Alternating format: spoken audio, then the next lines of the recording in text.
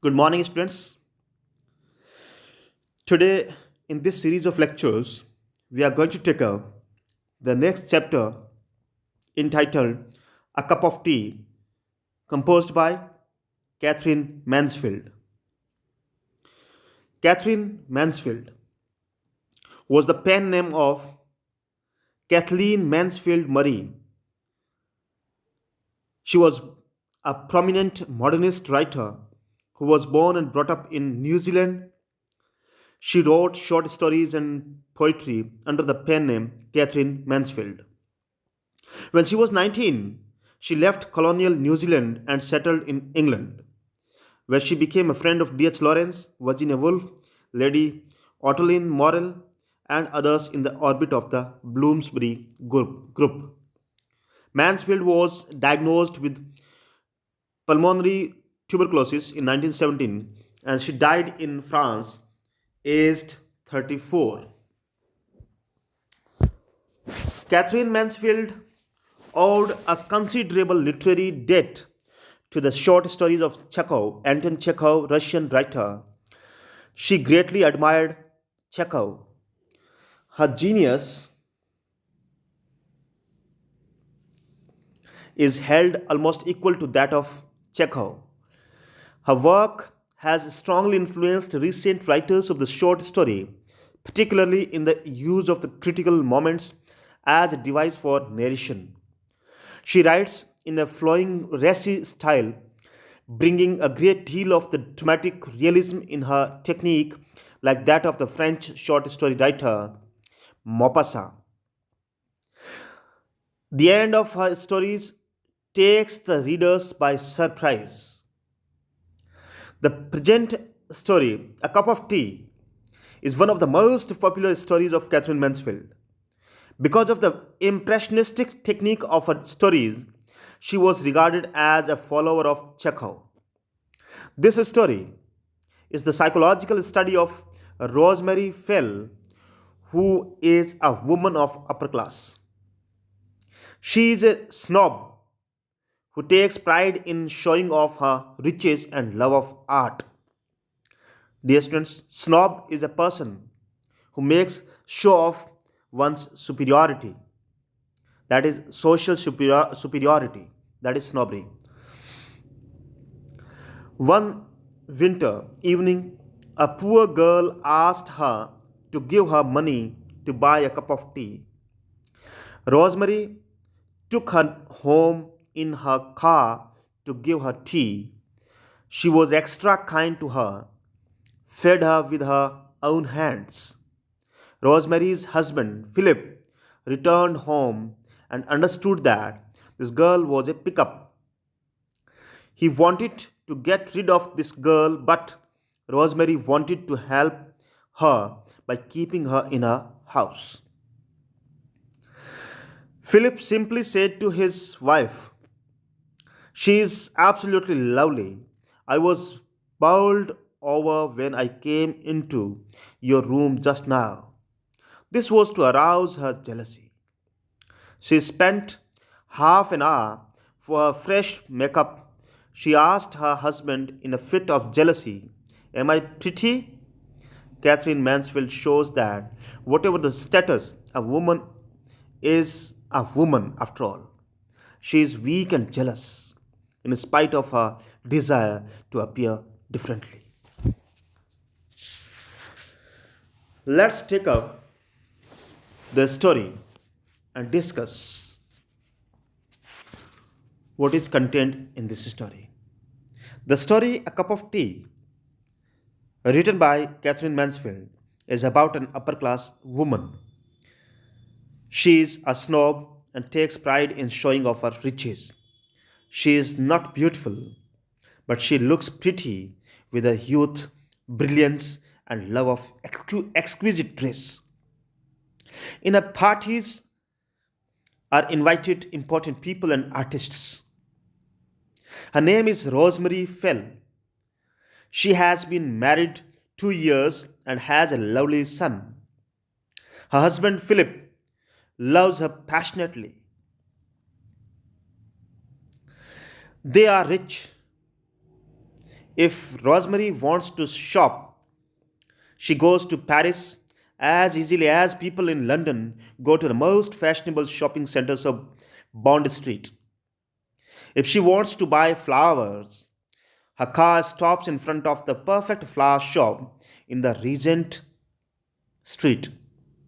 When Rosemary enters the shop, assistants are all attention. She buys a jar of roses and bunches of tulips. One winter evening, she went to an antique shop in Curzon Street. She saw a beautiful box there. She liked it. The shopman was fond of her. She asked him about its price. The shopman murmured 28 guineas. Rosemary, in a dreamy voice, said, "Well, keep it for me." She came out and stood outside on the step looking at the rain. It was getting darker.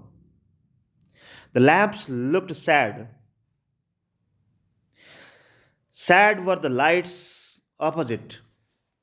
While she was there, a poor girl came and stood near her and asked her to give her money to buy a cup of tea. The girl looked battered. She had big eyes and she was no older than herself. She was shivering with cold. Rosemary felt pity for her and decided to take her home for tea. The girl drew back startled. She thought that Rosemary wanted to take her to the police station, but Rosemary assured her that she would give her tea and talk to her. She felt a desire to be friendly with that girl. She had read it in novels and seen in the theaters on the stage that rich people helped the poor and women were godmothers to them. So she had an urge to help this poor girl and look after her. She took her in her car. The girl was then taken to Rosemary's bedroom. She wanted to call the servant after the girl had changed her clothes. The girl was dazed at the grandeur she saw here in the room of Rosemary. The girl was asked to sit by the fire and take off her hat and coat. It was now that the girl asked for tea. She said that if she did not get tea, she would faint. Rosemary immediately called the servant and asked her to bring tea. She wanted brandy also to be brought for the girl, but she refused to take any. The tea soon came. The table was laid. Rosemary fed the girl with her own hands. The girl now felt comfortable. Rosemary began talking to her. Just then her husband came in, that is Philip. He saw the girl and a hat and coat lying on the floor. He, therefore, understood that this girl was a pickup. So he took his wife to the library to talk to her in loneliness. He told her to give up being friendly with this girl. But Rosemary appeared to be adamant. She said that she wanted to help her. Philip felt helpless. A thought struck his mind now. He told Rosemary that the girl was beautiful. He felt bowled over when he saw her. Thus, he succeeded in arousing Rosemary's jealousy towards the girl. He further told her that if she did not mind, she should ask the girl to dine with them. Rosemary left the room and gave three £5 notes to her and dismissed that girl. Philip's words She is absolutely lovely. I was bowled over when I came into your room just now. Rang in her ears. So she took half an hour to do her fresh makeup. She did her hair, darkened her eyes, and put on her pearls. And then she reappeared before her husband and told him that the girl had left. She touched Philip's cheeks with her hands and said in a sweet tone, "Do you like me?" "I like you awfully," replied Philip. "Philip," she whispered, and she pressed his head against her bosom and said, "Am I pretty?" Dear students, through this story, we are going to analyze the psychology, the women psychology, that in what position, no matter in what position a woman is, she is going to be jealous of other women. Yes, of course.